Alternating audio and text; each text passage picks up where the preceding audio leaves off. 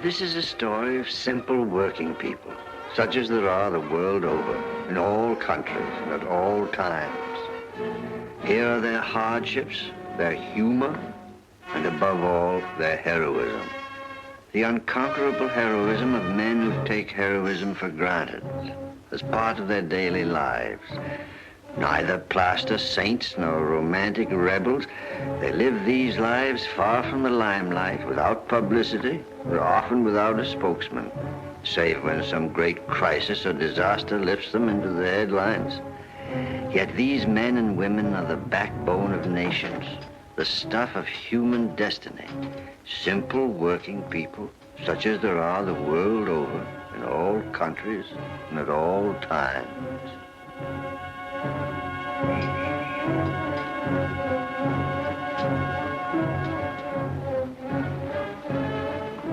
Well, Fenwick, do the men work tomorrow? Not if it's to be in Scupper Flats, Mr. Barrett. Even against your union? The union isn't being asked to work in Scupper Flats. On the other side of that coal face, there's 1,000,000 tons of flood water ready to rush right down on top of it. You don't think I'd take a chance of studying my own mind, do you, Fenwick? Well, show us the plans of them old workings, then. He can't show you plans that never existed, Fenwick. There's two opinions about that. The men wouldn't be scared to work it if you hadn't put the wind up them. No, and they wouldn't have to strike if the union would back them up. Davey? Oh, this must be your lad who's off to the university scholarship. Very clever boy, Fenwick. I'd like to do something for him. The men aren't going to work Scupper Flats. But the unions made the drill tests. We wouldn't let you go down there if it wasn't safe. 30 years you've worked in this pit, Bob, and now you take on like this. We all think Bob Fenwick's right, see? Where will Fenwick? Now, the union isn't with you. You know what it means to go against the union? Better than being drowned. You know what you can do with the union? Why don't the union make him show us those plans? Ah, short plan.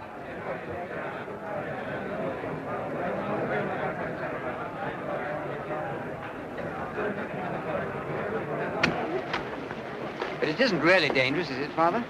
I'll teach them a lesson.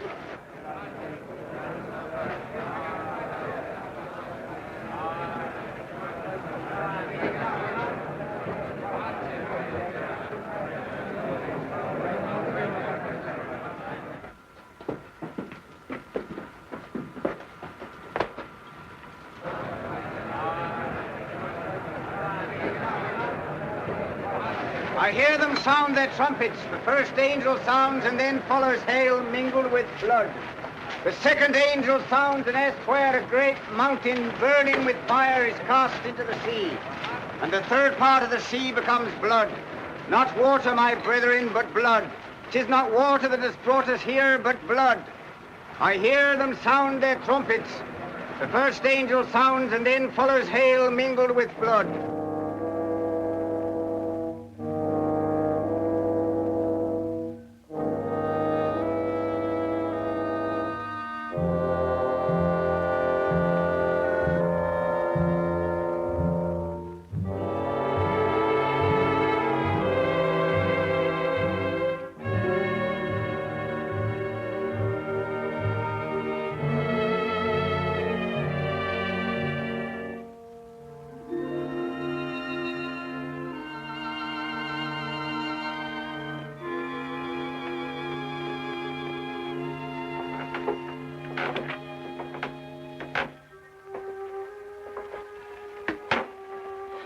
Morning, Mother.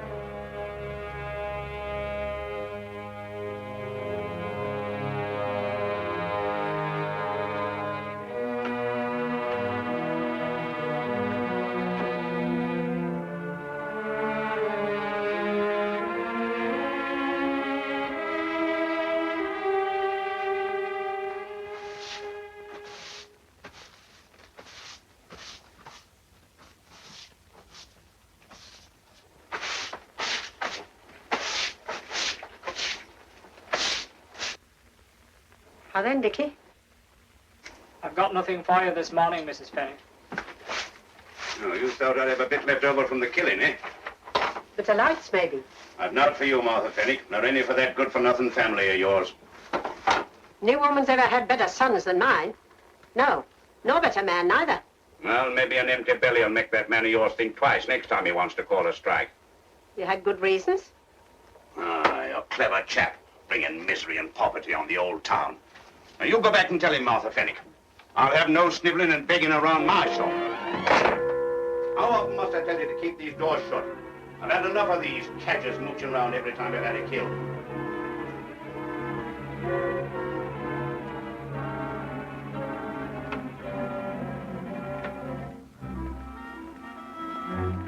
Setting up all night. Stuffing your head with that highfalutin rubbish. You and your scholarships.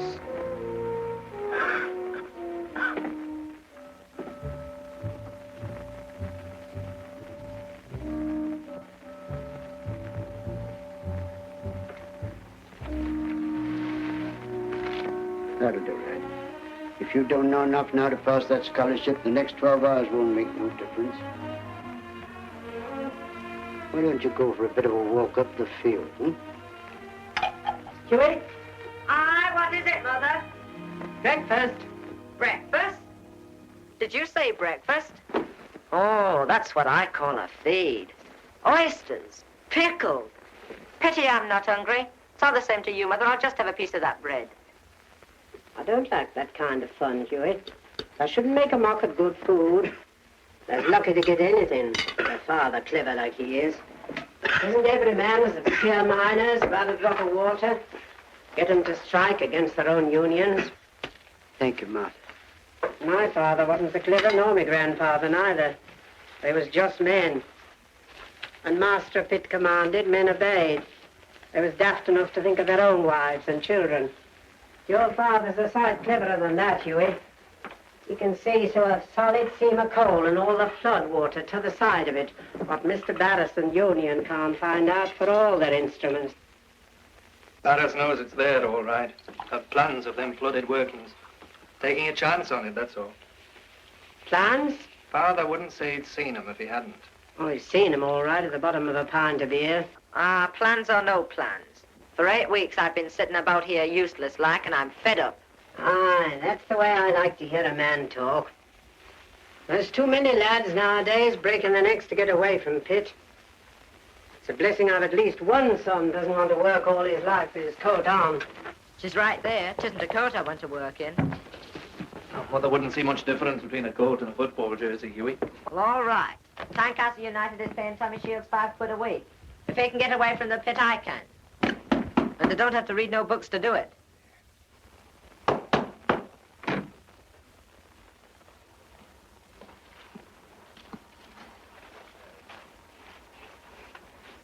Well then, Davey, Ryan, Joe. you're going to Tynecastle tomorrow for your examination. Aye.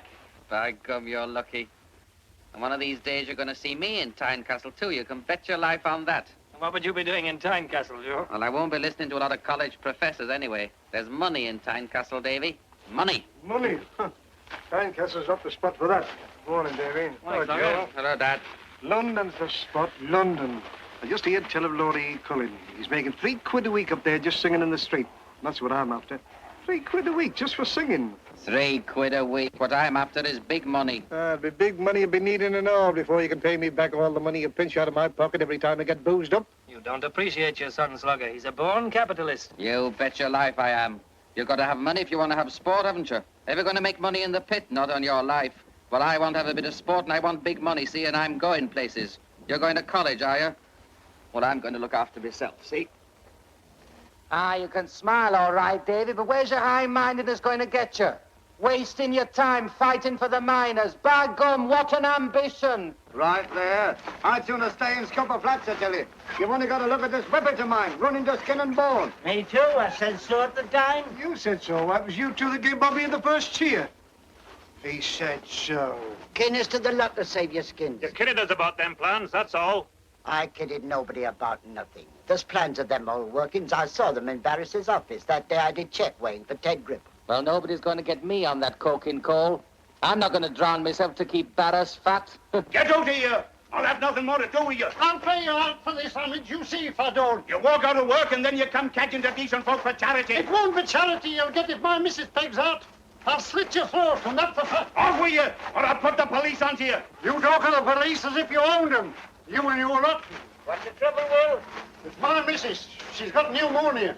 And doctor says she's got to have a cup of beef tea. And why shouldn't she? That's right. That Ramages have got tons of beef. Here, lads, listen to this. Just a bit of beef, I says. Just a bit of bone. And I'll pay you the minute the strike's over. As God's me maker, I will. And what did he say? He just ups and chases me out to chop with that cleaver of his. There's not a woman in the place who's not insulted. He's got a good stock of booze, too. Come on, Dad, at him. We'll tell him what we think of him. We'll get that beef for Will's wife, all right.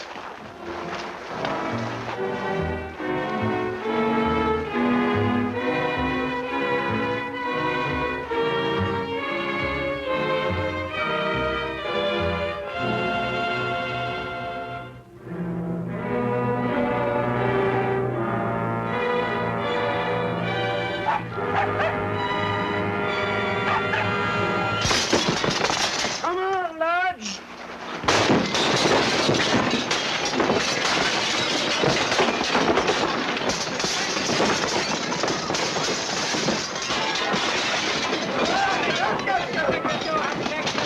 Help yourselves. For heaven's sake, hurry, man, or there won't be a thing left. Where do you keep that booze?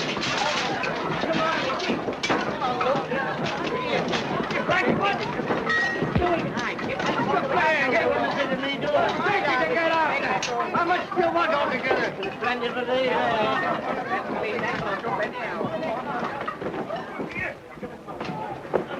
Now left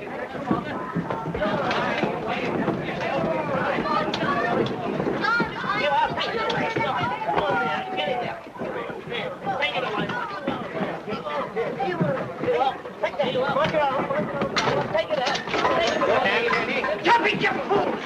This is the worst thing you can do. Oh, you go. We'll get no sympathy now. Stop it! I'm Mrs. This car, then. You daft idiot, Chuck, put that back! Get out of here. Chuck, you must be daft, leave that be! The sergeant!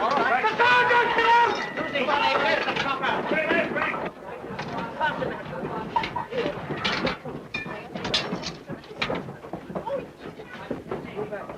Oh, Penny, the man looks starving. Right, there's another of them in there. Heart that never rejoices. You got him. He started it. And that woman of his was up here only this morning, making a nuisance of herself. I saw him egging them on. I never did nothing. No, and I don't expect he did anything either. What are you doing with my mate? You leave him alone. You better come along and make a charge. Come on. You saw the old thing, didn't you? I didn't all, Mr. Rabbit. Then you'd better come along, too. Drinking like that on an empty stomach? Don't go down the mine, Daddy. Let the mine come up to you. I looked and behold Good a luck, pale lad, good horse, luck. and his name that sat on him was Death, and hell followed with him. And there went out another horse that was red, and power was given to him that sat thereon to take peace from the earth. And there went out another horse that was red, and power was given to him that sat thereon to take peace from the earth. Now then, what? Again, Joe, and I beheld and lo, a black horse. Got a horse for the derby? He that sat on him had a pair of balances in his hand. And I looked and behold a pale horse, and his name that sat on him was...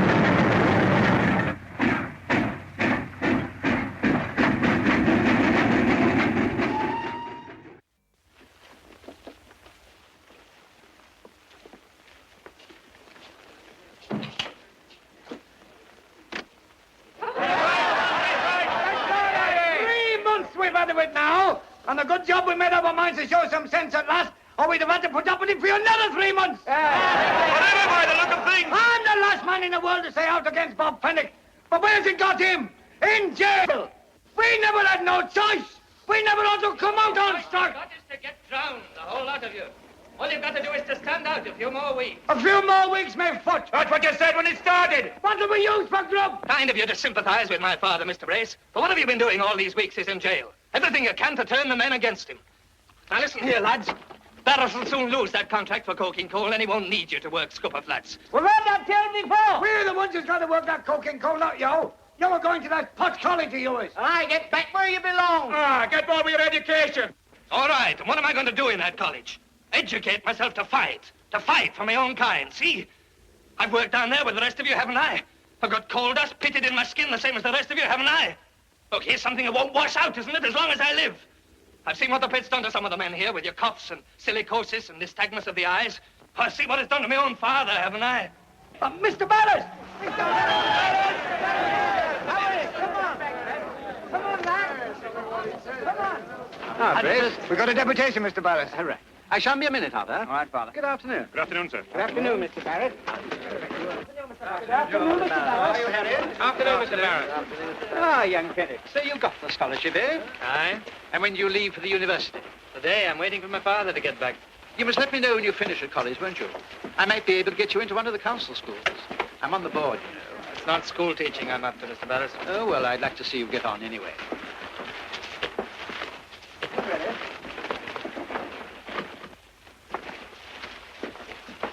You ready, Brace? Yes, Mr. Barrett. Well, I don't think we shall have any trouble now. Hey, you.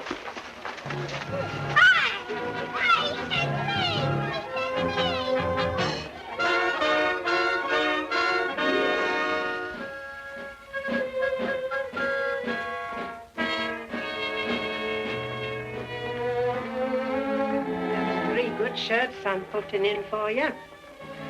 See, they send the washing to good woman. None of their newfangled laundries. I still got other handkerchiefs. Aye, Mother. Are you making sure he's all fussed up and all? Aye, and I'm making sure his pit clothes are kept poshed up. Maybe he'll be satisfied with them someday. Same as thyself, Huey lad. Hello, Dad. Did you have a good time? Good as a holiday it was. Good food and all. The only pity was they weren't licensed. Anyone seen out of her with Joe? Oh, Slogger, there's been no sign of him since the day you went in. So you're off to Tynecastle, Davy. That's the luck, lad. I've got great faith in you. Thanks, Slogger. So long, Martha. None of my family never needed no college education. They was good mining stock. Same as I thought your father were. Well, he set himself up against Master Pitt. You know as well as me, Martha, they jailed me for a note. They got their knife into me over the strike, that's all. And that don't surprise me. And I noticed all witnesses has come forward to stand up for it. Well, it done one good thing. Left them free to settle strike. So they hurried to get the strike over before I was out, eh? Aye. How's your cough been, Father? This cough will never kill me, Davy. Father, I don't like the idea of your going down Scupper Flats. Oh, I wouldn't worry about that, lad. All you've got to think about is making your way. Someday you're going to do something about this industry of ours. The men have great hopes on you, lad. Aye, they don't talk as if they had. Ah, they think it all the same. What time are you leaving, lad? Well, now you're back. I can go by next train. Well, come along with you. We'll have a bit talking. Oh, thank you, Martha. Well, we'll be getting along, Davy, shall we? Aye. So long, Huey. Good luck, Davy. You'll be finding me in Tynecastle and all before 3 years is up. So long. Well, I'm off, Mother. Aye. Don't forget to keep my pit clothes waiting for me. I don't expect they'll be needing them.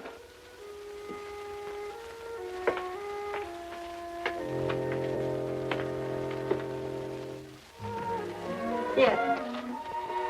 You want a bite to eat at the train? Oh, thank you, Mother. Goodbye, Mother.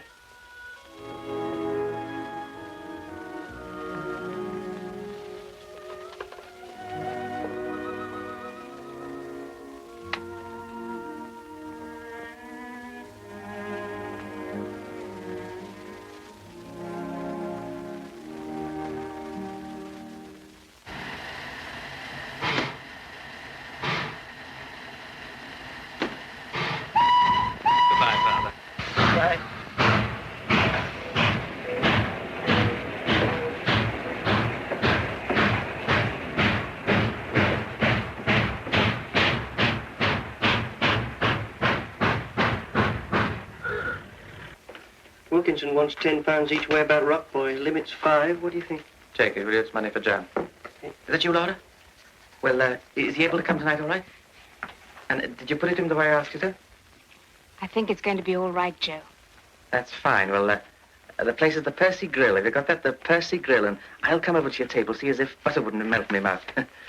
Well, I got to rush away now, Laura. I got to put something off, see? Of course, if you've got to do something more important. Now, don't be daft, Laura. You know me. I mean, all the time I've been in Tynecastle, I've hardly ever set eyes on another girl.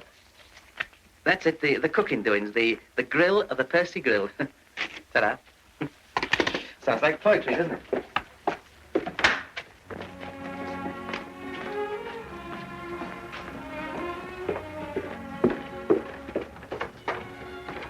Hello, Joe. Looking for Jenny? Hello, Bill. Yes, I just wanted to see you for a minute, you see. Listen, when are you two going to get married? Oh, one of these days, you know, when business books up a bit. As a matter of fact, I got a bit of business tonight, and I wonder if you might give her that message, would you? Okay, the show'll be over soon. I'll tell her. Okay, Bill. Joe, what's the business tonight? Jenny, I was just looking for you. So I noticed. Some other girl tonight? Now, don't be daft, Jenny. You know me. I mean, all the time I've been in Tynecastle, I've hardly ever set eyes on another girl. Well, you can't tell me it's business night after night. Chuck it, Jenny. You're getting up with that from your mother. I mean, I can't help it if I got a bit of business at night, can I? I'd sooner be with you. You know that. Would you, Joe? Honest? Of course I would. I mean, you know me. Well, then, Joe, let's go out tonight. Let's have a bit of a fling like we used to. I know we'll go to the Percy Grill. Percy Grill? Yes. Where we went when we first met, Oh, remember? lass, I wish I hadn't got this bit of business Joe, tonight. let's start afresh. In the same place where we started in the beginning. Joe, I'm talking to you. You might listen to me. All right, Jenny. I'll put it off, you see, and you get out of that fancy dress and I'll wait out here. right. See? Bye. Davey! Oh, then, Davey. Joe. Hi, it's me, all right. There's only one Joe Garland in Tynecastle. There's only one Joe Garland anyway. Got that scholarship all right, Davey, did you? Hi. Everyone in Seascale's been wondering what's happened to you, Joe. Well, as a matter of fact, Davey, you see, after that scandal in Ramage's shop and my old dad getting pinched, well, I just couldn't bear the disgrace and I just had to come away, see. Oh, I forgot, Davey. I shouldn't have said that. Your old dad was mixed up in that, wasn't he? That's all right, Joe. What have you been doing with yourself all this time? Oh, I'm a turf accountant. Oh, bookie. I've got better fish than that to fry, you know. Look here, Davey, you're not in a rush, are you? I'd like you to come have some food with me and a little lady I'm waiting for. No, I'm not in a rush, Joe. Oh, that's fine. She's my landlady's daughter, as a matter of fact. Here she comes. Dave, this is Miss Sunley. Jenny, this is Dave Fenwick, a friend of mine from the university. Oh, pleased to meet you. Now, what a bit of snap, eh? What do you say, Davey? Hi, we'll pop into Lockhart, shall we? Lockhart's, what's the matter with you? This is on Joe Garland, so you shut your gob. Now, what about the, Joe? The, Percy Grill, eh? Oh. Come on, Davey.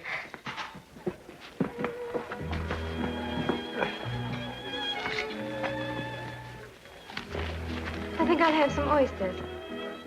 You don't mind if I just leave you for a minute, do you? You see, it's one of my clients. It's one of the biggest foundry owners in Tynecastle. It's all right, Joe. Business is business. Back in a jiffy. Joe's a card, isn't he? Yes. Good evening, Mr. Millington. Oh, hello, Garland. Got something good? Well, I did hear a whisper about Rock Boy for the 3:30 tomorrow, Mr. Millington. Rock boy, eh? Well, I'll have the same. Yes, Oh, Laura, I believe you've met Joe Garland. Well, I did meet Mrs. Millington at the Spring Handicap, but I don't suppose she'll remember. Of course, Mr. Garland. Won't you sit down? Well, Oh, come on, sit down. Have a drink. Oh, thank you, Mr. Millington. Smart lad, that, wasting his time in that bookmaking business. What was that horse you said, Garland? Rock Boy, Mr. Millington. Rock boy, huh? Pretty girl, Mr. Garland. Your fiancée? No, you got the wrong end of the stick, Mrs. Millington. She's with a friend of mine from the university, her boyfriend. No. Oh, Stanley, weren't you saying something about Mr. Garland the other day? Hmm? Oh, I'm sorry, dear. I thought you did.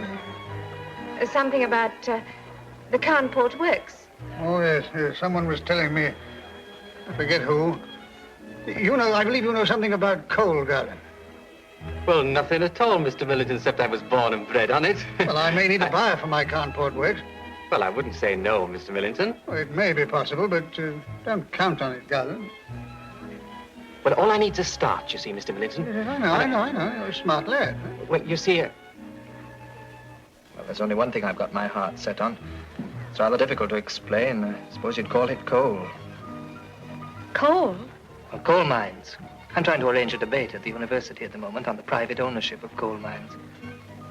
Oh, of course, a very good thing. No, I want to run it down this Sunday. I'm going to speak against it. Oh, yes, naturally, David. I think it would be a very good thing. But I must say, it's been ever so nice meeting you, David.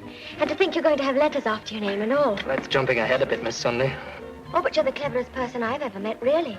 You bet your life he is, Jenny, and he's the cleverest you'll ever meet, too. What is this, a mutual admiration society? Oh, but I admire you, David, terribly. Well, you two seem to be getting on all right. I put your nose out of joint this time, Well, I Joe. can't compete at universities, can I? That's right. But you see, David, it's not often I meet anybody as important as you. I wish the scholarship people thought that. They might raise my allowance a bob or two. It's time we were getting along, Joe. Anything you say. Do you go anywhere near Westgate Road, David? Yes, I pass it. Well, that's fine. We all go the same way home. We'll meet in the vestibule then. Excuse me.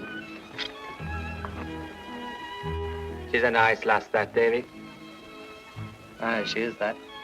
I didn't know you had such good taste, Joe. Taste, me? No, you've got the wrong end of the stick, Davy Westlook. No, there's nothing between Jenny and me. Keep the change, will you? Thank you, sir. She's just nice to me because I stayed their place, that's all. Between you and me and the gatepost, Davy, didn't you happen to notice the way you swept her off her feet? Oh, don't be so daft, I Joe. tell you, you did, man, and I tell you it's a case of just going in and winning.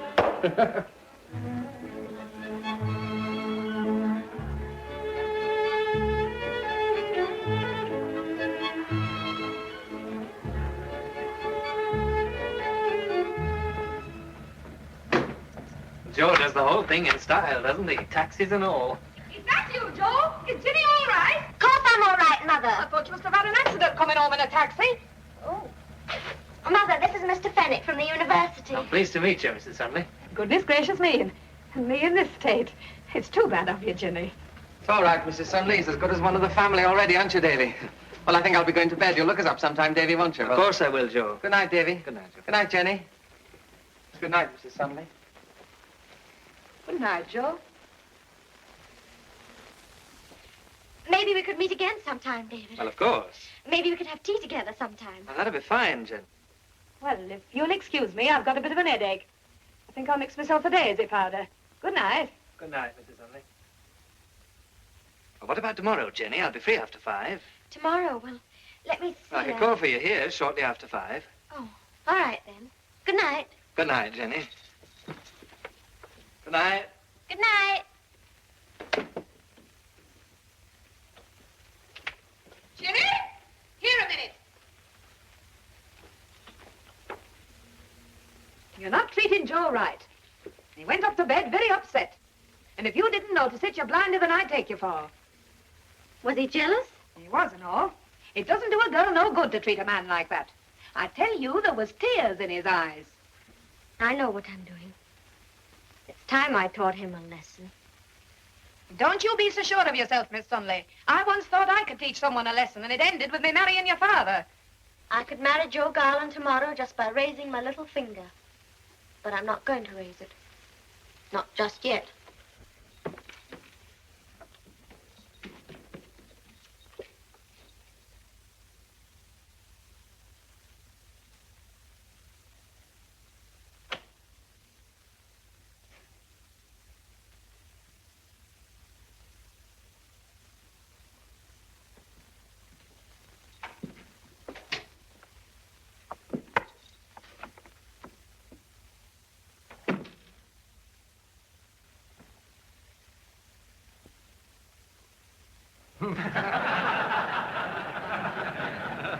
Now, the case for the private ownership of anything varies according to what that thing is. And the case for the public ownership varies according to who puts it.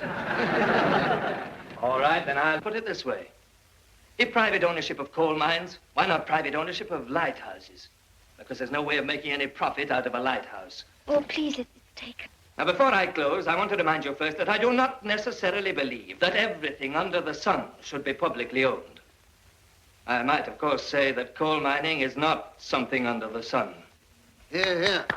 But that's not quite the point I wish to make, Mr. Nugent. There is a more fundamental difference between coal mining and most other industries. It is briefly that coal, like iron and other natural resources, was not invented by man. It is in no way manufactured by man or even cultivated by him. It is merely put there by nature for man to take. These natural resources, ladies and gentlemen, these national resources are not merely the basis of a few industries. They are not merely incidental to our nation's structure. They are the basis of all our industries. They are the lifeblood of every industry. They are the very foundation upon which our nation is built. The material with which our nation is built. The sustenance without which our nation could not continue to flourish. I resent that this great buried treasure, this source of all our nation's wealth, this utterly vital national heritage, should be dispensed to this man or that, good man or bad, To exploit this mine or that, this seam or that, willy-nilly, as and when he chooses.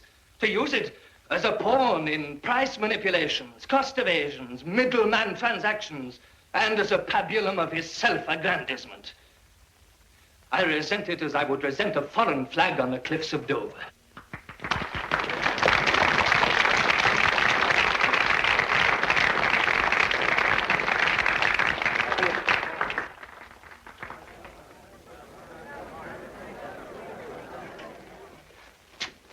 Favourite one, the 2:30 job? I should worry, Nobby. The business is as good as yours now, debts and all. You finally got that job, then? You bet your life I did. And you know where to find me to settle everything up, don't you? But if Jenny comes nosing around, you don't know where I am, see? Because I got to get packed and away before she comes home, see? Well, so long. Hope you make your fortune, lad. So long, Joe. Jenny! Oh, there you are, David. I thought you were ever so nice. Did you really, Jenny? Look, would you I like wonder to... what happened to Joe. He said he'd be here for sure. Well, I said for sure he'd be at Jesmond Dean yesterday, under the picnic last Sunday. Or maybe he thinks we like being alone together. Oh, that would be it, wouldn't it? Well done, young Fenwick. Oh, thanks, Mr. Nugent. I suppose you haven't any ambition for politics, have you? Well, as a matter of fact, the subjects I'm studying most are political science and economy, and of course every now and then for a change I read your speeches in Parliament. That's what he's cut out for, talking job. Oh, I'm sorry, Miss Sunley, Mr. Nugent. How do you do? Well, you come and see me when you've got your degree. I might be able to push on a bit. Oh, would you, Mr. Nugent? Well, I might. Only get your degree first. Yes, I will. Fancy, member of Parliament. Ah, it's one of the best we've got. Did you hear what he said about pushing me on? I could see he was ever so taken with you. Well, I must be off now. Goodbye. Well, if you wait a bit, Jenny, I'll see you home. Oh, I can't. I'm ever so late already. Ta. Bye.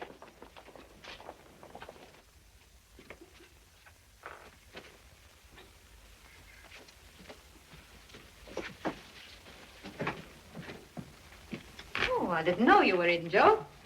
Hello, Mrs. Sunley. What's the meaning of this, Joe? I knew it. I told her you'd never stand it. I told her she was treating you shocking. Worse than shocking, Mrs. Sunley. I just got one of them anonymous letters about it. It fair broke my heart, it did. It's a disgrace. A real disgrace. No, it's better you shouldn't see it, Mrs. Sunley. I mean, there she is out again with him today. Oh, Joe, won't you have a talk with her? No, I won't. I've suffered enough. It's bad enough, Jenny behaving as she's done, but when it's my best friend, I mean, it's more than flesh and blood can stand. I must say, I'd never have thought it of a fellow like Davey Fenwick. I only hope, Mrs. Sunley, that for Jenny's sake, that his intentions is honourable. Right, come, I'll tell her a thing or two. No, I'd sooner you didn't, Mrs. Sunley. I'd sooner you didn't say anything to her at all. I'd bear her no ill will. I just wanted to be happy, that's all. I tell you, she's a bad, heartless girl. For 2 years now, you've been taking her out as good as you're intended. And now this hoity-toity college professor comes along and you're not grand enough for her. I can't bear no more, Mrs. Sunley. I just want to be by myself, that's all. I know how you feel, Joe. Maybe you're looking at the kitchen on your way out. I'll have a nice cup of tea for you. It's real kind of you, Mrs. Sunley.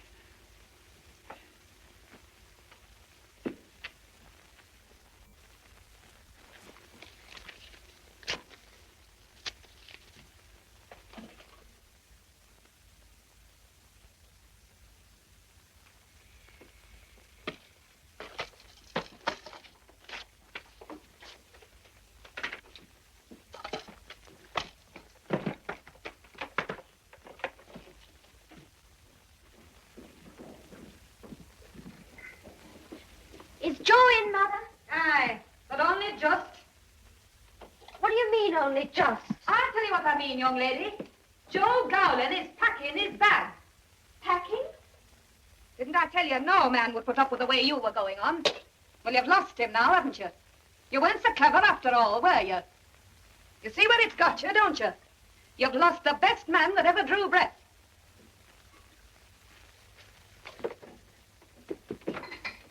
Joe!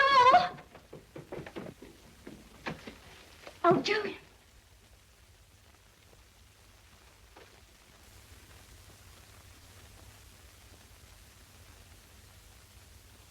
Oh, he's gone, has he? Well, you can't say I didn't tell you, can you? Don't, You've lost him and you deserve it. You'll never get another like him if you ever get another at all. Oh, Mother, And I it wouldn't surprise me if you didn't. You don't grow younger, you know. You can't carry on as though there were 1,000 young men all lying in wait for you because there isn't. You and your raising your little finger. Well, you left it a bit late to raise your little finger this time, didn't you? And to my way of thinking, that's what you'll do for the rest of your life. Just be a little too late. You don't find good fellas like Joe Gowland every day in the week. And mark my words, you keep on making a fool of yourself, you'll finish up like your Aunt Lily, an old maid.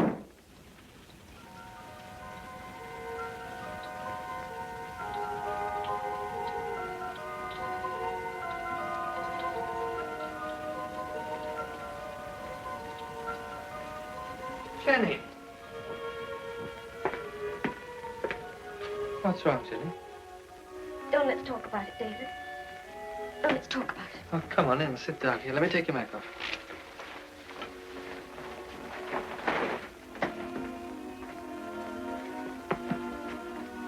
What is it, Jenny? It's Mother. She's been on at me.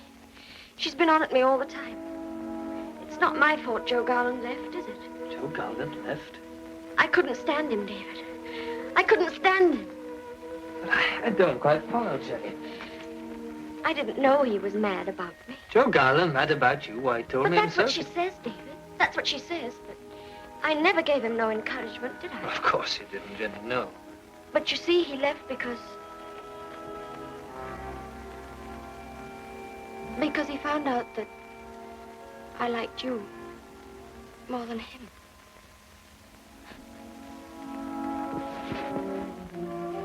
I can't help it if I love you. She can't blame me, can she? You love me? I can't help it, can I? Jenny. And you love me, too. Don't you, David? From the very first minute I saw you, Jenny.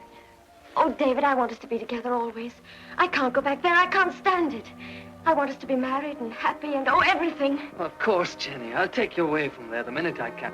Oh, David. The minute I get my degree and get a post. But, David, that's another whole year. We couldn't wait as long as that. Couldn't you get a post now? Jenny, it's not very long.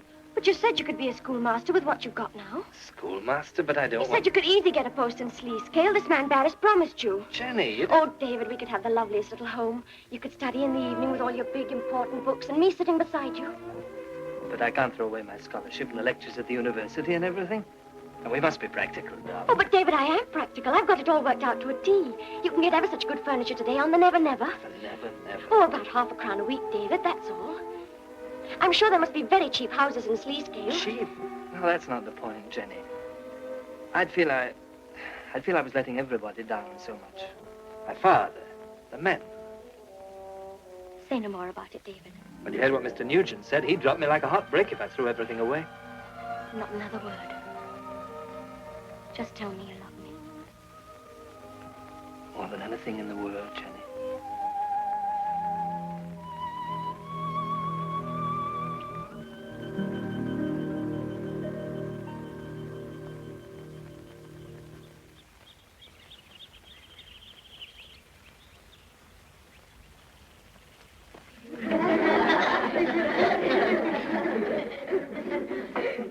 Now, there's a good way to remember this, lads.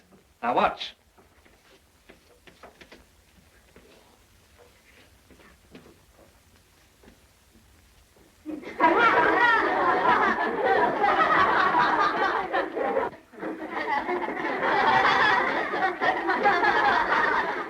Now, what's that?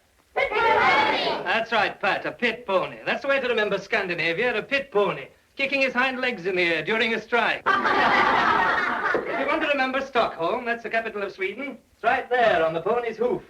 If Oslo, that's the capital of Norway, right there on the pony's Adam's apple. Well, now, it's closing time. Go along home. Good afternoon. Oh, Pat. Pat Reedy.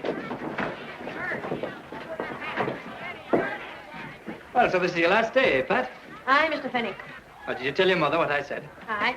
And she said I've got all the education I need for Hugh and Cole. Well, I'll come along down with you.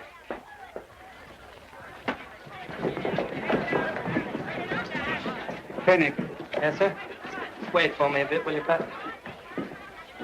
I understand, Fenwick, that Mr. Barris offered you the opportunity of coaching his son in the evening, and you saw fit to refuse. Well, the evenings are my only chance for studying for my degree, Mr. Strother. A pity you didn't think of that before you ran away from college. You'd have had your degree by now. You wish to see me, Mr. Strother? Eh? Yes. Yes, we're getting that laughter in your class again. I must remind you once again, Fenwick, education is a serious matter.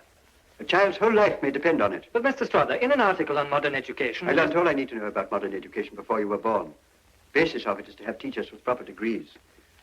We may keep you here to oblige Mr. Barris, But we cannot keep our eyes closed to your limitations if you refuse to be sensitive of them yourself. I'm sorry, Mr. Swanner. Another thing, Fenwick. Scandinavia is not a horse. Let me refer you to Gray's Geographical Compendium for Pupil Teachers, page 173. You will find these words, Fenwick. The shape of Scandinavia may be likened to that of a bear. A bear, Mr. Fenwick, a bear. But, Mr. Strother, these boys have never even seen a bear. Precisely. We teach them two things at one and the same moment. The shape of Scandinavia and the shape of a bear. You may go, Fenwick.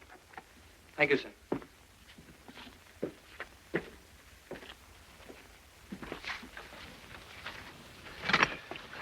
I hear you managed to get track of your Joe. He's in Tynecastle, all right. I run over and dropped in on him. Thought I might be able to touch him for a quid or two. Nearly finished up by him touching me. Hey, Bob, look.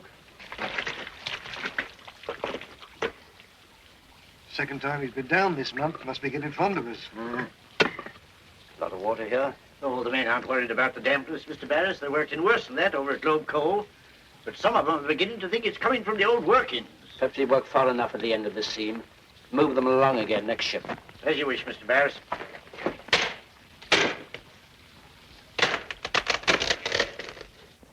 I'm not nagging at you, Pat, but you've got a good brain. You've got no right to throw it away.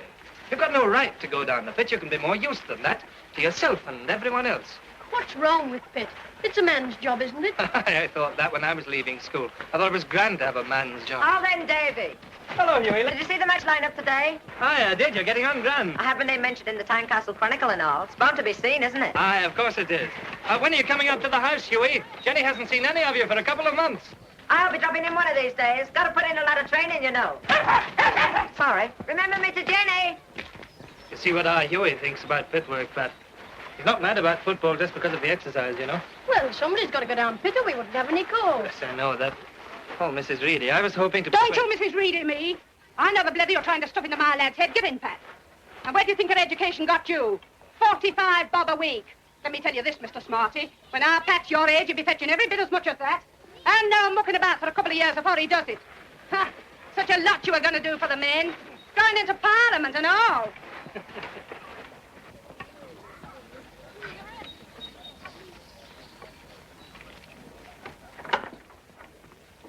Oh, then, Mother.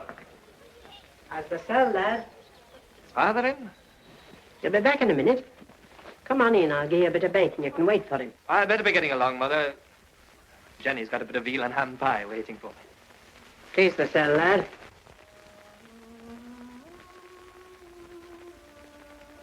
Mother, I wish you'd give Jenny a chance.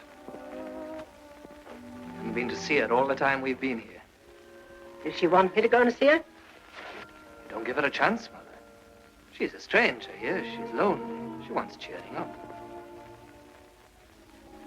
Wants cheering up, do she?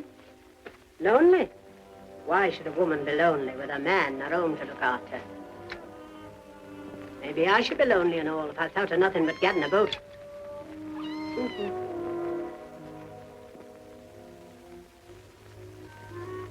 All right, Mother. Hello, Davy. Come along in, lad. Well, Jenny's expecting me, Father. I think I better... All right. How's she getting along, eh? Oh, not so bad, Father. I'd like to have a talk to you sometime, Father. How's things down at Scupper Flats, eh? Oh, Barris is nigh on finished that contract for coking coal. If Scupper Flats has lasted 3 years, it should last another 3 weeks, eh? I heard you'd soon be getting out of it. Well, I must be off. So long. So long, Mother. So long, Davy.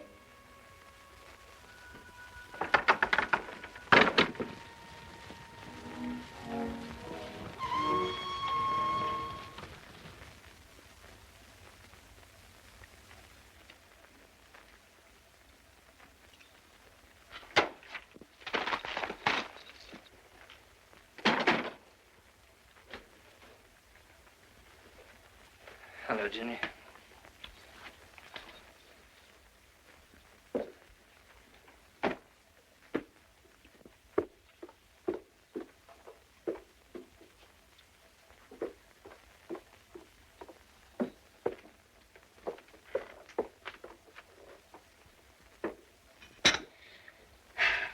What's wrong today, Jenny?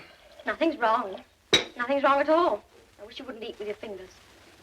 I have such a wonderful life, I'm sure. No maid, and all the lovely housework to do. Not even a wireless set to annoy me in the evenings. And I suppose if I was to ask you to take me to Tynecastle tonight, you'd think I was insulting you. Oh, no. Nothing's wrong. We've been going out too many evenings lately, Jenny. Even if we could afford it. You might say excuse me when you leave the table. Afford it? It's a pity you didn't think of that when you turned down Barris's offer to give his son a little tuition. You can never afford anything. I can't even call my furniture my own with the never-never man pestering my life out. And I even had to pay for the honeymoon.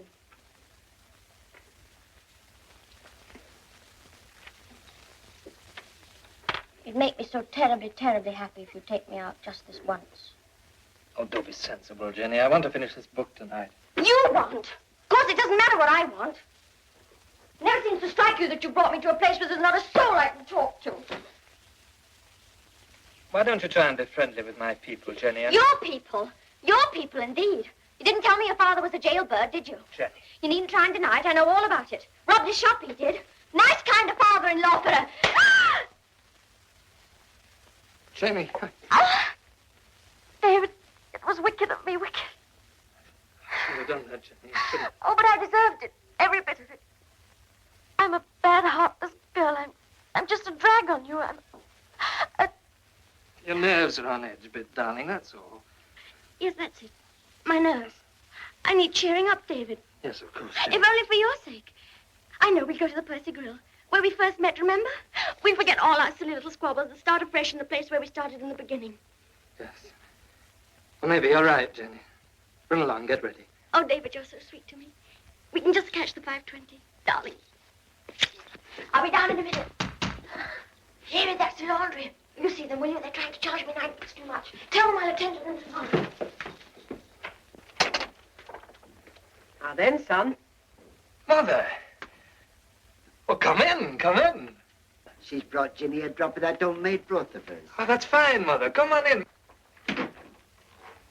No, that's the kitchen, Mother. Here's the drawing room. Drawing room? Hey, it's grand, isn't it, Martha? Maybe Ginny's tidying up the kitchen or something. Jenny thought you were the laundry. They're trying to swindle her out of 9p or something, but Jenny's not having any. Laundry? That's a thing never gets the chance of swindling me. Well, sit down, Mother. Here's a fine chair. You can sink into it like... Tea in the parlor, eh? Oh, once in a while. Murchison's shop cake? Oh. I get you a drop of port, Mother. It'll cheer you up. We don't want to interfere with your studying, lad. Oh, I can chuck it for this one night, Father. It isn't so often we get a chance for a talk, is it? No. Oh, here she is. Well, how's that for a quick...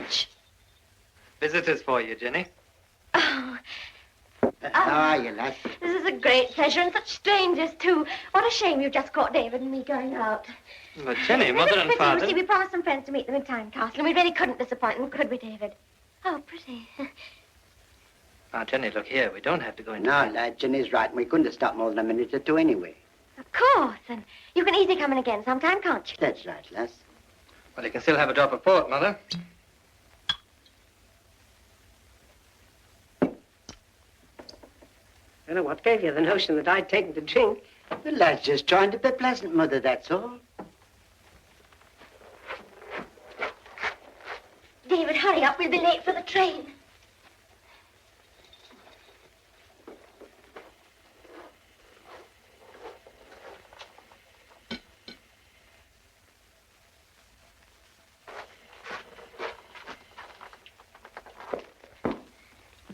What you doing, David? Coming.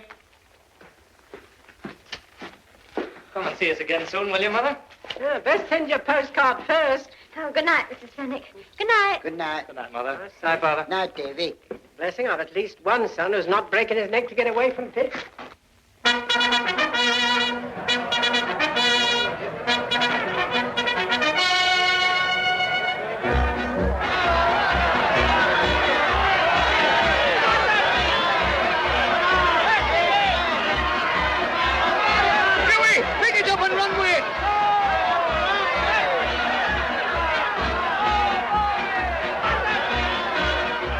Grand game you'll be playing, Bob.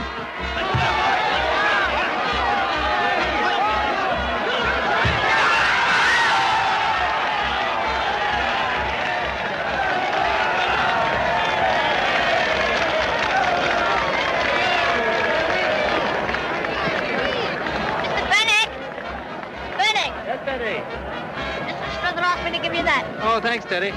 Doesn't matter you as got it in him, Bob. Fine game. He played 3 goals and all. Lovely I'll hat trick that one, Dave. Lovely hat trick it were and all. Oh, she's living in. How do you think they did? Well, you'll come up and have a bit of snap with us, won't you, Davy? I'll drop in a bit later, Father. I've got a bit of business to see to now. Well, what likes the matter, lad? Nothing, Father, nothing. I hear your lad's doing well, Slugger. Have you heard from him? Joe, if I was to send him a telegram saying I was starving to death, he'd send me a reef. Bound him 1,000 years and cast him into the bottomless pit. Oh, shut your gum about bottomless pits. We're through with scupper flats. Let's have something cheery. For him was given the key to the bottomless pit, and out of the smoke came locusts upon the earth.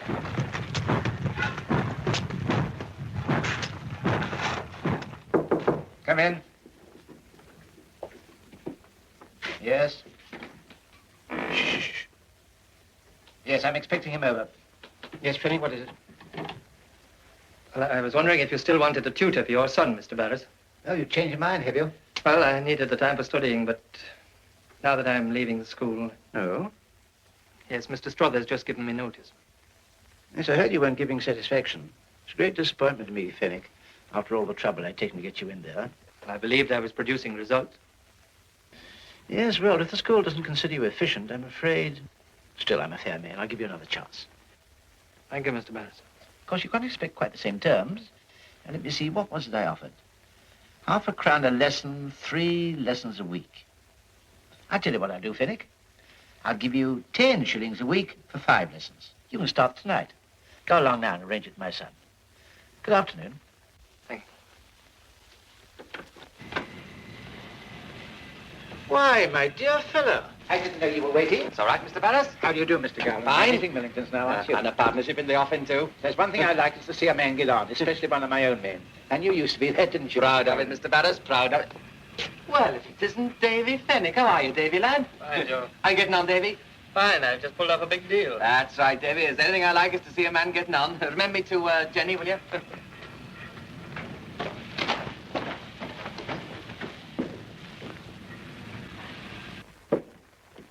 It's been kept quiet about this contract coming through me, Mr. Barris, isn't it? You don't want the men to know, eh? Well, maybe they wouldn't understand, you see, all this fat-headed notion they've got about scupper flats. I mean, if I know where to lay my hands on the best coking coal, it's a duty I owe to my firm, isn't it? There's no reason why anyone should know. Oh, I see. You're worried about young Fenwick noticing something. You know him very well, of course. Well, I didn't you know, Mr. Barris? Rather a headstrong young man, I'm afraid. Just lost his job, schoolmastering. Got the sack, eh? Pity in a way. He had brains. I always did say it was a shame the way he threw himself away over a bit of a lass. I think I'll drop in on him and cheer him up, poor fellow losing his job and all. Jay. I'd like to know how you expect us to live on 10 shillings a week. Well, I don't, Jenny. I'll get another post somewhere. I'll advertise in the Tynecastle papers. In the meantime, we can sell this house and go and stay with my mother. Your mother? I'd rather starve in the gutter, and that's final. I've got ambitions. I was meant to be a lady, I was. Not just a skivvy for somebody who's a rotten failure. Hark at him. He's here again. The never-never man. I'm going to tell him the truth.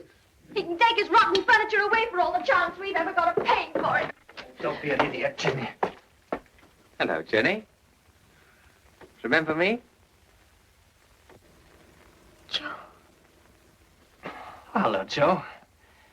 I hope you don't think I was trying to cut Jenny's throat. Why, David, such a thought never entered my head. What a silly thing to say, David. Come in, Joe, come in. Oh, thanks. It's wonderful to see you again, isn't it, David? Yes, come on in, Joe. Just thought I had a minute, you know. Been in to see your father, I suppose, Joe? That big boozer. Oh, he's not a bad sort. Yeah, sit down and have some tea. Well, I only got a minute or two to spare, you see, Davy. I got this business with Barris. We're selling him some of them new pumps. About time they cleared the water out of them pits. Well, Scupper Flats is closed down. That's one good thing. Oh, I don't suppose there was much to worry about there, you know. You didn't always think so. Oh, Jenny? How's married life treating you, eh? Oh, it's ever so nice, isn't it, David? Now you're getting on the way of business, Davy. Oh, he's doing ever so well. They think a terrible lot of him up at the school, don't they, David? Mr. Barris thinks the world of him and all. He's been given the job of teaching his son in the evenings above everybody else's head. Haven't you, David? Oh, well done, Davy. Not doing so bad yourself, eh, Joe? Well, Davy, you know, I don't hold with grumbling, but it does get a fella down in the end. I mean, Paris this week, Brussels the next, London every other day. See who it is, David. Tell them I'm not in. Probably my creditors have spotted your car, Joe. David's going out tonight, Joe. Oh, well, I got a bit of business tonight myself, as a matter of fact. I hardly got a second to call me own, you know, Jenny. Visitor for you, Joe. Well, hello, Dad. Well, by gum, it is grand to see you again. You sent a wireless message you was here, Joe. Thanks very much for all them £5 you never sent me. What brings you to Sleescale? Tynecastle too hot for you? You can't stop him having his little joke, can you, Davy? No. I was just coming along to see you, Dad. I'd have broken your blasted neck if you hadn't. Are you, Henny? You're doing very well for yourself, aren't you? Well, a lot of expenses, you know, Dad. Well, you're going to have a few more. All the lads is waiting down at the salutation. We're celebrating the closing of the Scupper Flats, and I don't see no reason why you shouldn't put your hand in your pocket for it. Only Come got on. 5 minutes, you know, Dad. I can drink plenty in 5 minutes. Are you coming along, Davy, lad? Then I can't stop it. Good night, Mrs. Fenwick. Goodbye, Jenny. See you soon, Davy. I'm looking forward to a ride in that posh car of yours.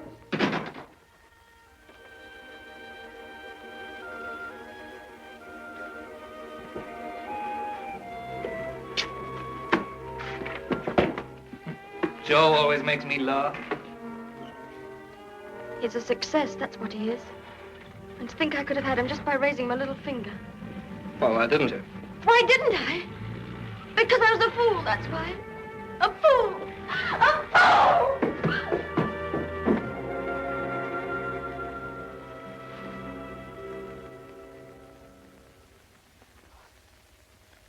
This, therefore, is the relative change between the second variable and that of the first. Now, obviously, if A does not differ from X, this ratio has no meaning. I'm glad to hear it has no meaning. Certainly hasn't any for me. I tell you, I'm no good at mathematics. I don't want to be an engineer anyway. Well, what are we wasting our time for, then? Father wants me to follow him at the pit. I loathe it. All this Scupper Flats business and everything. Still, the men didn't break through. Their luck held out. Yes. Yes, it did, didn't it? Just held out. What's worrying you, Arthur? But their luck won't hold out forever. Is it anything to do with Mr. Gowland?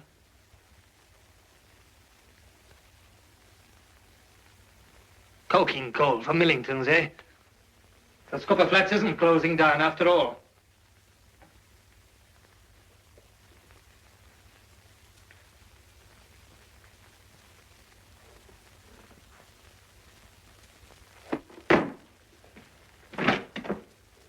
I'm not sure about this money clause. Well, don't you think that's a matter between me and Mr. Millington, Mr. Barris? Of course, of course. Now then, Joe. Hello, Davy. Good evening, Mr. Barris. How dare you come in here? What do you want? I'm not standing on ceremony, Mr. Barris. That's another contract for coking coal. I implore you to teach my son arithmetic. Get on with it. I hope you've got a strike clause in that contract, Mr. Barris. You'll need it. Now, don't be too hasty, Davy. Now, what do you think I've come over here for? Well, what have you come over here for? Well, I'll tell you, Davy. You see, there was Millington signing this contract for coking coal, and me worrying to death about those men going back to Scupper Flats. Well, I had to come over to try and stop it, see, Davy, and what do I find? Mr. Barris convinces me I'm wrong. You little rat. Do you remember telling me over in Tynecastle that they were certain to break through that coal face one day? How you thanked your lucky stars you were out of that death trap. You remember the strike? Remember how we starved? How you said you weren't going to drown yourself to keep Barris fat? Well, nobody's going to drown themselves to keep you fat. You really think you can induce those men to strike? To start that misery and suffering all over again? There's not going to be any more misery and suffering. I'm going to get the union behind the men this time. I'm going over to Tynecastle tonight to see Harry Nugent. Get this case put before the union on Wednesday. And if I can't do anything else, I'll raise a stick. What right's he got to poke his nose into other folks' business? I got a couple of £1,000 at stake in this. Besides, think of Mr. Millington's feelings. You don't think Fenwick can have any influence with the union, do you? Well, he might. It's no good just sitting down and let him do his worst. There's nothing we can do to stop him till tomorrow morning and try and find out what sort of success he's had. Well, tomorrow morning might be too late.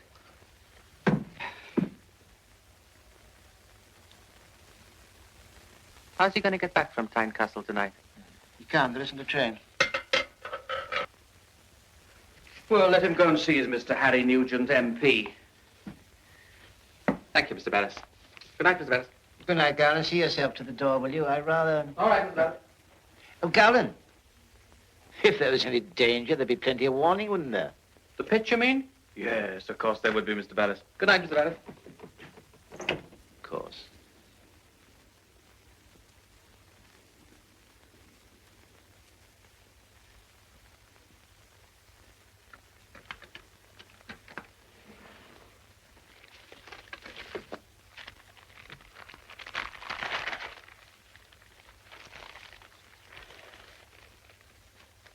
But I know I can convince them, Mr. Nugent, if you'll only give me the chance. You're a convincing talker, all right. That's what I thought that day at the college. Aye. You said you'd do something for me, you remember? Aye, I remember. Come and see me, I said, when you've got your degree. You know, I had great hopes of you, young Fenwick. I had a notion you might be just the right lad to step into my shoes in a year or two. It was a great disappointment to me when you showed you didn't think it was so important after all. Well, I'm not asking you to do anything for myself, Mr. Nugent. Aye, maybe. You want me? Well, when are you through? Well, I'll do what I can for you, lad. Oh, thanks, Mr. Nugent. How are you getting back to Sleeskill tonight? Oh, don't you worry about that, Mr. Nugent. I'll hop onto a lorry or something. Good night. Good night.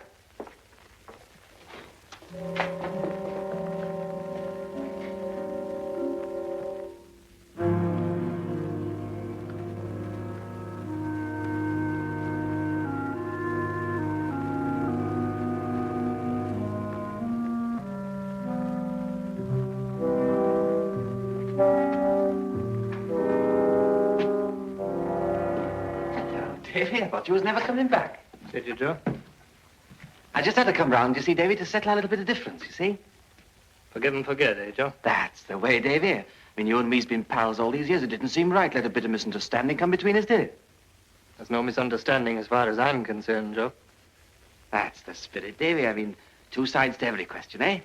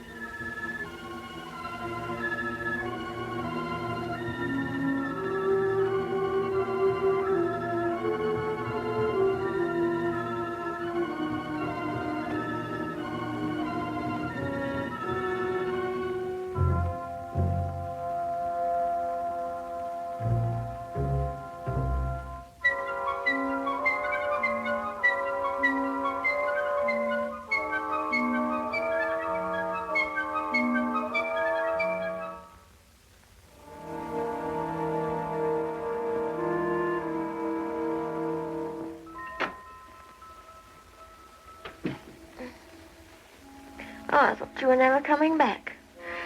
Where have you been all this time? Fine, Guzzle. You're so quiet. Come tell me all about it. Wasn't about one of those silly old mining things, was it? Yes, Jenny, it was one of those silly old mining things. You know, David, I wish you wouldn't waste all your lovely brain on these things. You know, I've had a great idea. Have you, Jenny? You see, I've been thinking about you not having a job and everything. And I suddenly thought, what a good thing it would be if you were to go along to Millington's and have a talk with Joe Gowland. I'm sure he could get you in there, and you know what a terrible lot he thinks of you, David. Does he, Jenny? You know he does. Now, don't let's have any of this silly jealousy business. You know I'm only thinking of you getting on. So Joe would give me a job, would he? Yes. But you'd have to give up all this silly idea about miners and everything. You see, David, people haven't any patience with that sort of thing nowadays. Did Joe say that? Yes, of course. You've always loved Joe, haven't you, Jenny? I can't blame you. Any more than I can blame myself for falling in love with you.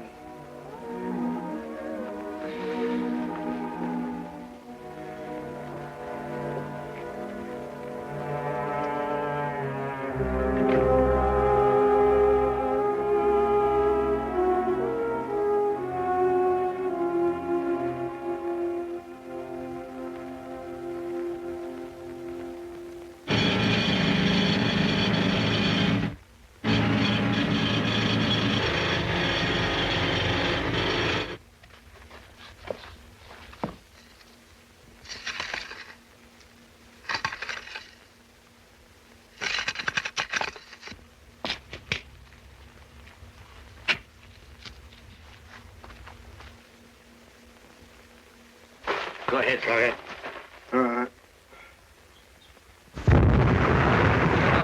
Ton after ton, further and further into that barrier. A barrier, gentlemen, which is holding back 1 million tons of flood water. They've taken drill tests? Drill tests? You've all of you been working miners at some time or other, and you all know that without plans, it is impossible to be absolutely certain that your drill tests are not deceiving you. Well, unfortunately, we're not able to inspect the plans of the flooded workings at Sleescale. The owner of the mine insists that they never existed. But my father insists that they did, and still do. And I should like to know why the owner of the mine is so afraid to have them inspected. We can't listen to every Tom, Dick, or Harry who happens to say he once saw some plans. The men who worked in Scupper Flats listened to him and starved for 3 months to avoid working there. But anyhow, if Barrett has got the plans there's now to fear, he wouldn't run the risk of flooding his own mine. There are mine owners who will take a gamble, just as there are very few miners who don't. We all realize... But here is a gamble I beg you not to be a party to. You may deny that you have any intention of being a party to anything, that you just intend to do nothing. Like a man who sits watching a child drowning in 2 feet of water. He's not a party to it. And in law, there is no crime he could be accused of, certainly not murder. And in the same way, if these men drown in Scupper Flats, nobody will be entitled to accuse you of murder. He will say you were not a party to it. And so will you, and you. But what will your conscience say? And yours, and yours. It is in your hands today to decide whether or not these men shall ever again enter that death trap. Your hands and yours. Today. And at this very minute, they're stripping that barrier. The barrier that is holding back 1 million tons of flood water.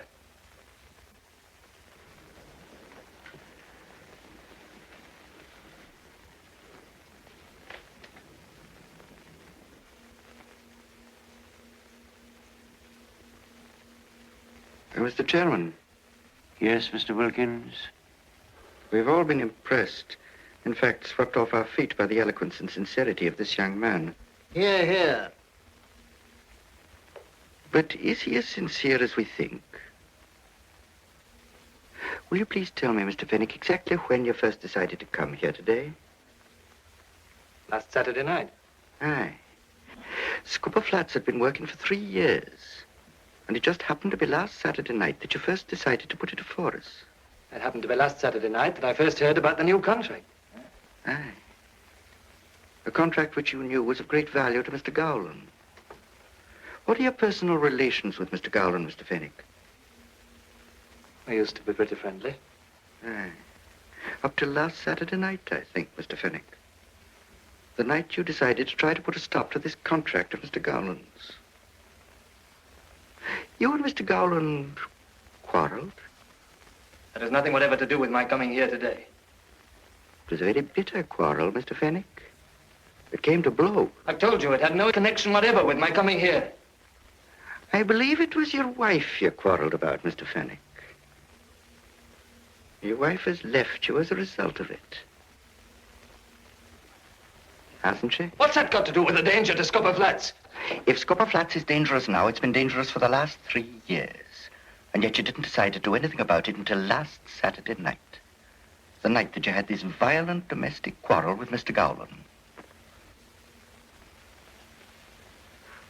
I put it to you, Mr. Fenwick, that you were determined to do anything you could to revenge yourself upon him, and that's why you're here today. Thank you, Mr. Chairman. Gentlemen, it's obvious who has put this member up to this and why. Mr. Fenwick, please. His intention is to give you a completely false impression. I beg you not to be stampeded into it. Please, Mr. Fenwick, Mr. Fenwick. Come on, lad, you're wasting your breath. Good afternoon, Mr. Fenwick. Thank you very much for all the trouble you've taken. I think, gentlemen, we can pass to the next item on the agenda. The question is using paint or wallpaper at the Gatethorpe branch. Mr. Williams, please. How'd you get on, Davey? No good, Tom. Hey, I told you were wasting your time, lad. Hello, Davy. I hear you didn't pull it through. What happened, lad? Well, I did my best, Father, but I'm afraid... Oh? Well, you can't do better than your best, lad. But I should have thought. So you're going down, eh, Pat? Aye, Mr. Fenwick promised to show me the ropes today. I'll break you in, boy. Davey! Davey! Davey, it's happened! The letter came while I was getting ready for the pit. They've asked me, Davey. Asked you what? To play for Tynecastle. They were watching the match when I scored 3 goals, when I did the hat trick, Davey. And now they've asked me to play a trial with the reserves next Saturday. Grand lad. Slugger, I'm playing for Tynecastle. Lad! I told you they had their eye on me, didn't I? You wouldn't believe me, would you? Hey, what are you... Let's come up, lads. I'm playing next Saturday. Hey, not so hasty. Wait for the international. Look here.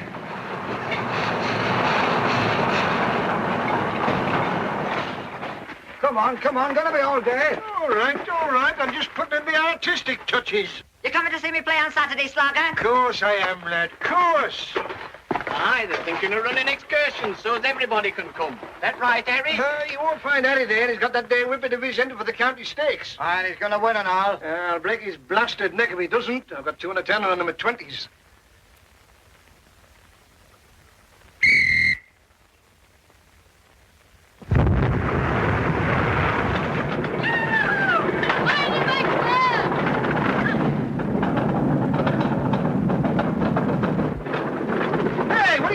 The scenic railway? I'm just saving Scandinavia a bit of trouble. Scandinavia? Yeah, come on, let's get this propped up. Oh, I don't see no hurry. I don't see why we should slave our guts out just for our Joe's benefit.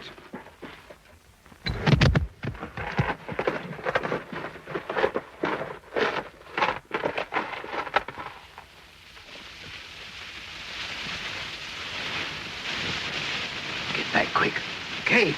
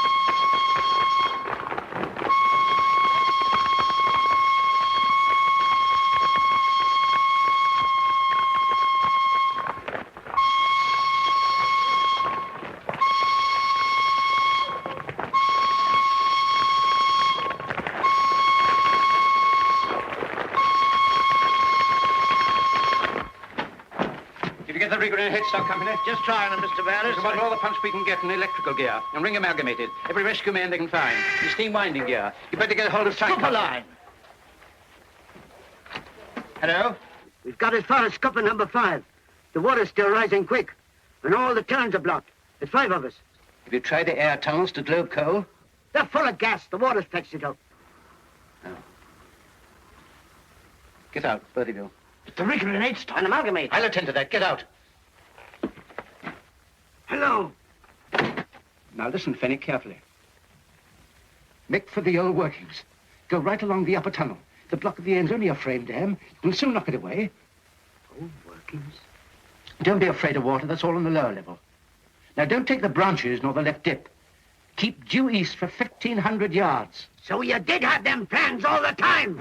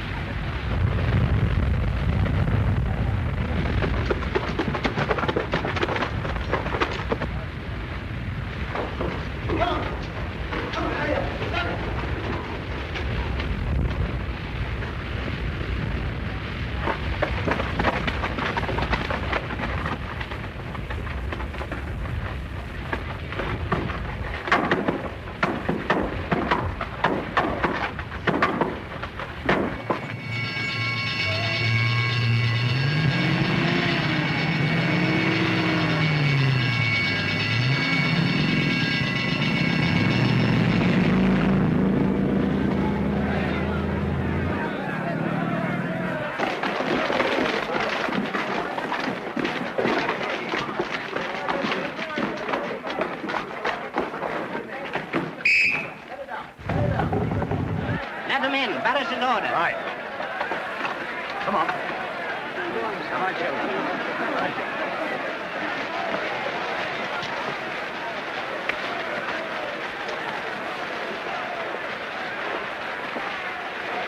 My son's down there, Barris. My son, Bob Ogle. Why don't you get yourself in by and fetch him out? That'll do no good, Tom. These people want to know what's being done to get the men out. Most of the ship have got away in the upper levels of Globe Coal. We're in constant touch with them. Is our Bob here? My father. There's a man in the pit top line now getting the names through. Your husband, Mrs. Fenwick, was cut off on the other side, but he managed to find a way into the old work. You were there. There are 5 others with him. I don't know who they are. Can I join the relief Yes, party? come along. Stay here in the yard, Mother. It'll be all right.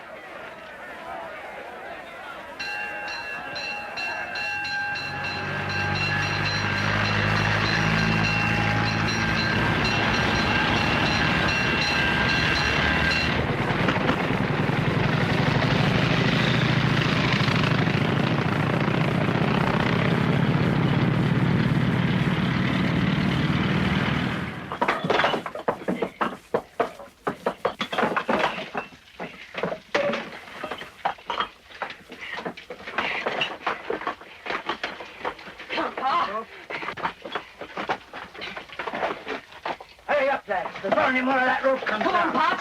Come on, lad. Come on, Slugger. Come on, lad.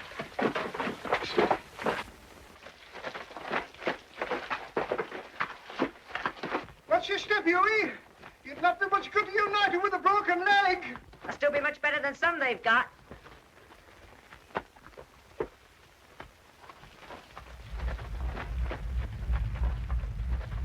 Bob, here's a sight for sore eyes.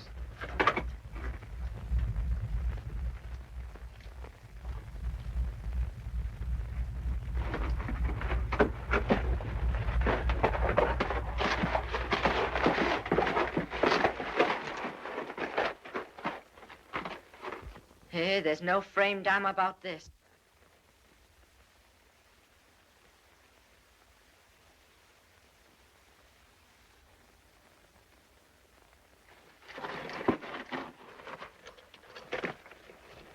All right, Pat, lad. Why, we're above water level anyway, and the relief party will be drilling through before you can say Pat Reedy. So we've naught to do but just sit ourselves down and wait. Ah, a bit of a rest won't do us any harm, eh, Pat, lad? May as well go easy on these pit lamps. Now, we're going to take it in turn, Charlie. Here, I'll start. Pity we lost Harry. He was looking forward to his whipped winning on Saturday. Ah, Saturday was going to be Harry's big day and all. I'll be thinking of him when I'm playing in that trial.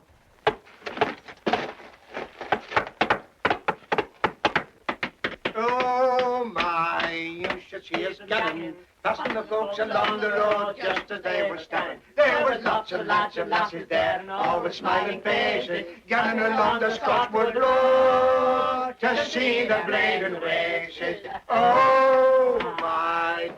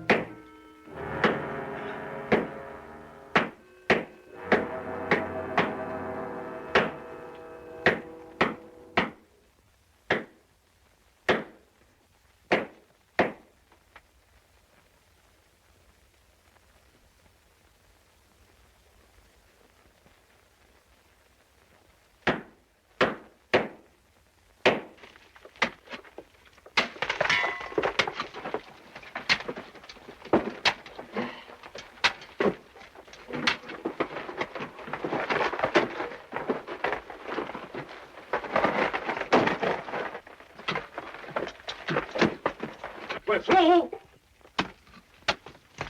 Keep on for 300 yards. Take the right dip.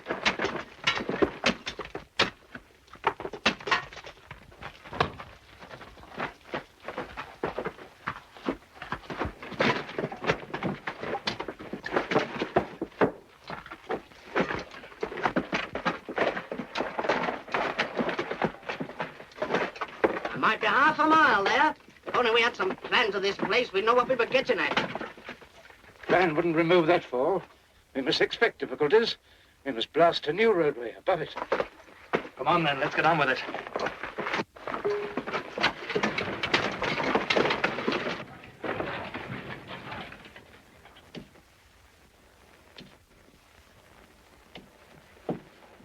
Mr. Fenwick, I feel real bad. It's my stomach, I think. I know, lad. Would you believe it? I don't expect there's a lot of nourishment in them, but they're better than out. Here's me with my cough drops in my pocket, and I forgot all about them. First time in my life. There you are, lad. Thank you, Mr. Fenwick. What day would you say it was, Father? Eh? Oh, Friday morning, I'd say, lad. It isn't Saturday yet. No, not like that, no. No, it can't be, can it? You call that pounding? We'll be here till doomsday at this rate.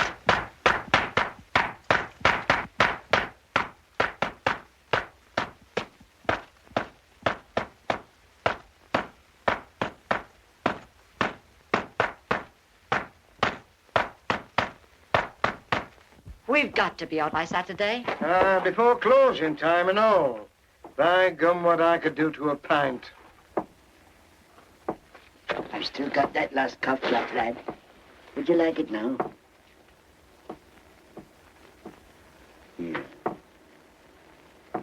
Come on, lad, buck up.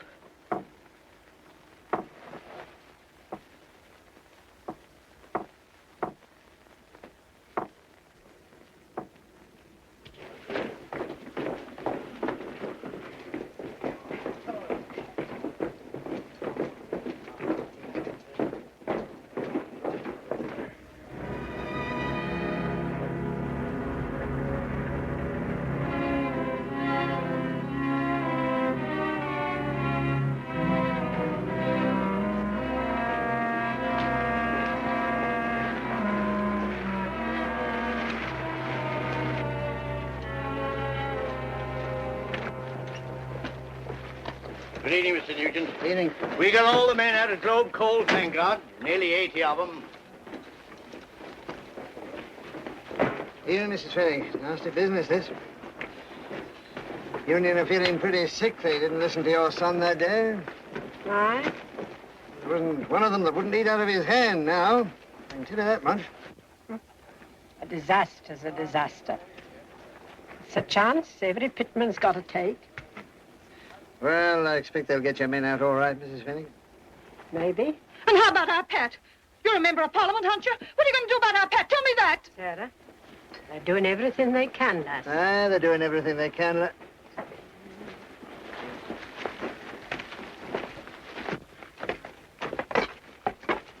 What's the matter, Doctor? Stroke. Been overdoing it. What sort of progress are they making down there? There's still a chance, Mr. Nugent. Ah.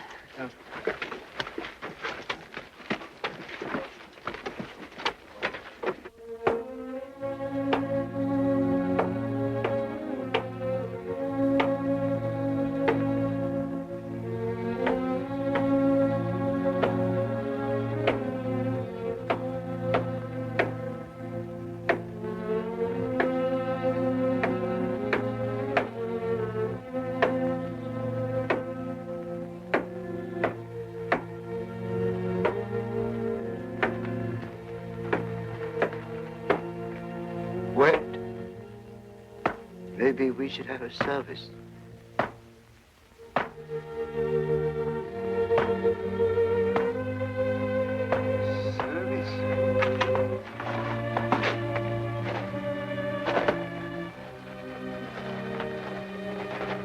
Let us take for our text the 12th verse of the 8th chapter of the book of John.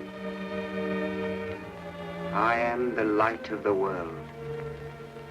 They that follow me shall not walk in darkness, but shall have the light of life. Down in this pit, dear brethren, there is darkness. All around us there is darkness. But the light of the world is here, even here, in the darkness of this pit. What's all this preaching about? This isn't Sunday. It isn't Sunday, is it? It's not Saturday yet.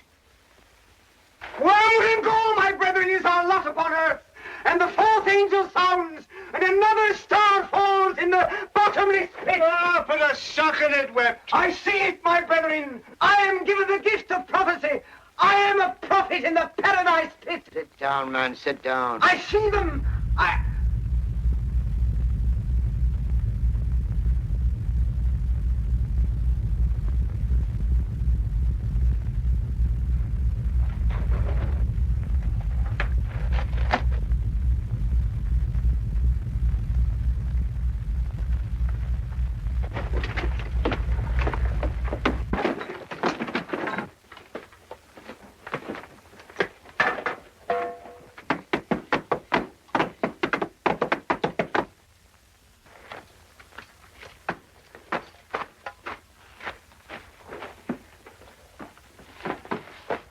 Another fall up here. How is it down there, Jim?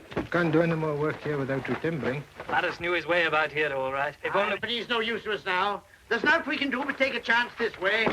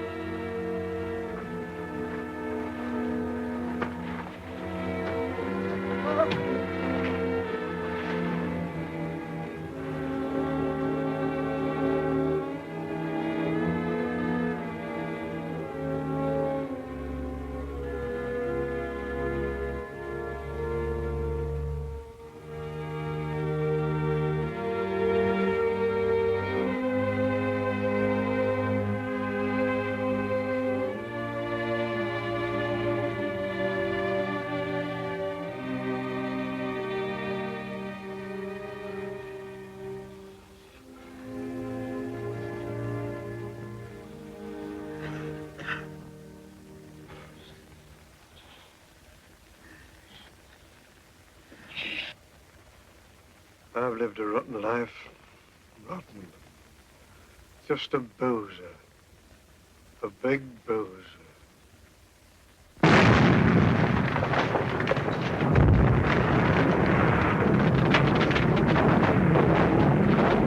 timber's getting! Get back! It's coming! It's coming!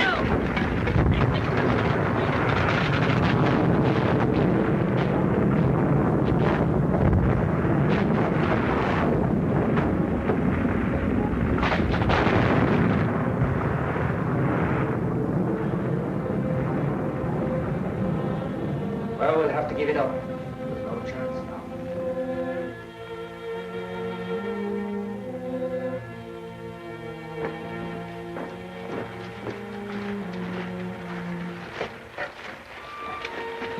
Davey. Young Fenwick, we want you to represent the men at the inquiry. Represent the men? What men?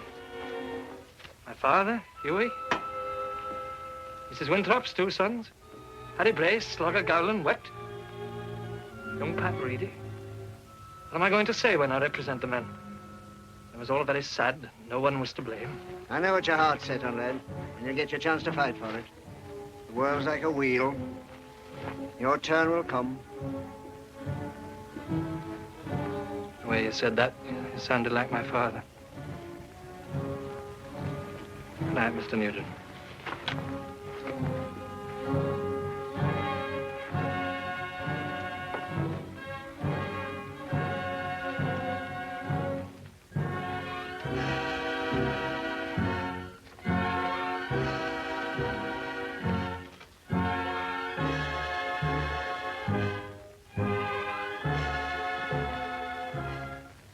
Our Father, which art in heaven, hallowed be thy name.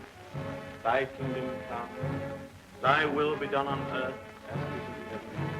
Give us this day our daily bread, and forgive us our trespasses as we forgive them that trespass against us. Lead us not into temptation, and deliver us from all evil. For thine is the kingdom, the power, and the glory, forever and ever. Amen.